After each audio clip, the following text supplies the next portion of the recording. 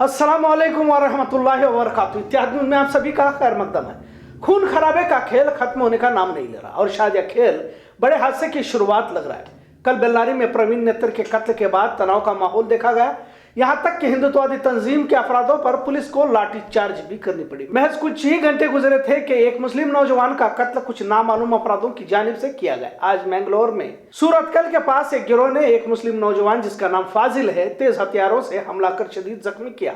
वारदात सूरतकल के पास मंगलपेट में रहने वाले मोहम्मद फाजिल उम्र 23 साल की जख्मी हुआ और अस्पताल में इसकी मौत हो गई। पता चला है कि मैयत फाजिल सूरतकल HPCPL गैस कंपनी में गैस सिलेंडर लोड करने का काम करता था। हासिल इत्तला के मुताबिक सूरतकल के मुद्दा बाजार में काम करने वाले मोहम्मद फाजिल की मुलाकात एक दोस्त संतोष से हुई। संतोष जो बेजेज खवातीन की कपड़ों की दुकान में काम करता था, अपने दोस्तों से मिलाकर वापस जा रहा था। तब फाजिल के सर पर 4 हमलावरों ने हमला कर शदीद जख्मी किया। हमले की वजह से सिर, पैर और हाथ शदीद जख्मों से घायल हो गए और उन्हें फौरन मैंगलोर के एक निजी अस्पताल में दाखिल कराया गया, जहां फाजिल का इंतकाल हो गया। वारदात के बाद Surathkal police city crime branch ने मौका वारदात का जायजा लेकर जांच शुरू की है। दुकान के CCTV फुटेज व आसपास की दुकानों के CCTV फुटेज को जब्त कर तहकीक जारी की है। वारदात को लेकर सूरतकल थाने में मामला दर्ज किया गया। Commissioner Shashi Kumar, crime DCP Anshu Kumar और दिगर अफसरान ने वारदात की जगह का पंचनामा किया। कमिश्नर शशि कुमार ने मैंगलोर के बाहरी इलाके पनम्बूर, सूरतकल, बाजपेयी और मुल्की थानों में 3 दिन के लिए दफा 144 लागू करने का हुक्म दिया है। बताया जाता है कि हमलावरों के एक गिरोह ने फाजिल का पीछा किया था और जब उन्होंने फाजिल को एक कपड़े की दुकान पर जाते देखा तो कुछ ही दूरी पर कार को रोक दिए और हमला करने का इंतजार करने लगे। फाजिल जैसे ही कपड़े की दुकान से बाहर आ रहा था, शरपसंद बदमाशों ने अचानक उन पर हथियारों से हमला कर दिया। पिछले कुछ महीनों से केरला, मैंगलोर और दीगर जगहों पर खून खराबे का मुस्तकिल एक सिलसिला जारी है। कल के बेल्लारी में भाजपा और हिंदुत्व तंजीम के नौजवान का कत्ल PFI ने करने की बात कही जा रही है। लिहाजा अब फाजिल की मौत के लिए भी किसी फिरका परस्त तंजीम का हाथ होने की बात का जिक्र किया जा रहा है। पर क्या ये खून खराबा आने वाले दिनों में कोई बड़ी मुसीबत का आगाज तो नहीं? बार बार कत्ल गारतगिरी का एक खेल आखिर कब खत्म होगा, ऐसा सवाल आवाम की जानिब से इंतजामिया को किया जा रहा है। क्योंकि ये खेल ऐसा है, चाहे खेलने वाले खत्म हो जाते हैं, खेल कभी खत्म नहीं होता। लिहाजा इंतजामिया को चाहिए कि जो भी शरपसंद है इनकी नकील कसी जाए, क्योंकि यह महज चिंगारी नजर आ रही है पर हो सकता है कि रियासत को अपनी चपेट में ले सकता है। क्या ये बजरंग दल और PFI या किसी और तंजीम की इंतकामी कार्रवाई या फिर इसके पीछे सियासी मकसद है? मैं इक़्तिदार हासिल करने के लिए नफरती आग कहीं मासूम और बेगुनाहों के आशियाने जलाने की वजह न बन जाए। लिहाजा इंतजामिया को चाहिए कि किसी भी दबाव में आए बगैर मुजरिमों पर कार्रवाई करे, क्योंकि अब खून का बदला खून का खेल खतरनाक मोड़ इख्तियार करता नजर आ रहा है, जिससे न सिर्फ रियासत बल्कि पूरे मुल्क के अमन को नुकसान हो सकता है। आवाम को भी चाहिए कि फिरका परस्तों की साजिशों को समझते हुए इनके बढ़ते कदमों को रोकना होगा, वरना इसका बड़ा नुकसान उठाना पड़ेगा। राहत इंदौरी का मशहूर शेर है, लगेगी आग तो आएंगे कई घर जद में, यहाँ पर हमारा मकान थोड़ी है। एक मशहूर जुमला वजीर आजम मोदी की जानिब से दिया गया, अच्छे दिन के नाम से कैसे पूरे मुल्क को किस दिशा में ले जाएगा।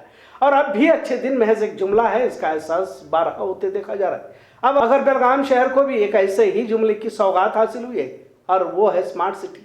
स्मार्ट सिटी के नाम से करोड़ों के तरक्याती कामों को अंजाम देने की बात कही जाती है, पर क्या वाकई बेलगाम स्मार्ट सिटी बन चुका है या बनने जा रहा है? लिहाजा जैसा अच्छे दिन हमें नहीं चाहिए, लिहाजा पुराने दिन ही हमें लौटा दो कहते हुए अक्सर मुल्क के शहरियों को देखा जा रहा है। अब बेलगाम शहर का भी मामला बिल्कुल ऐसा ही नजर आ रहा है। स्मार्ट यानी अक्लमंद, होशियार, खूबसूरत, इस तरह के इसके मायने होते हैं। लिहाजा पहले वाली सिटी जैसी भी थी हमें वही वापस लौटा दो कहने की नौबत बेलगाम शहर वालों पर आई है। वजीर आजम नरेंद्र मोदी ने स्मार्ट सिटी की पहली फहरिस्त में बेलगाम शहर का नाम भी दर्ज किया था, तो पहले 20 शहरों में तरक्याती कामों को अंजाम देना शुरू भी किया गया। अब जब स्मार्ट सिटी के काम जारी है तो कई आला अफसरान भी स्मार्ट और रिच होना शुरू हो चुके हैं। खासकर सड़क, गटर, नाले और स्ट्रीट लाइट्स, खासकर सड़क किनारे लगाए जाने वाले कलरफुल लाइट्स के खंभे कुछ ही दिन जगमगाते रहते हैं, फिर बुझते भी जल्दी हैं, फिर इसका मरम्मती काम शुरू हो जाता है। ऐसे ही कई गटरों को देखा जाता है जिसका काम बार बार होता है। कई बार काम को आधा अधूरा छोड़कर हादसों को दावत देने का काम भी स्मार्ट सिटी के नाम पर शुरू है। कई अहम सड़कें ऐसी बनी हुई है जब गाड़ी चलती है तो स्पीड ब्रेकर का एहसास होने लगता है।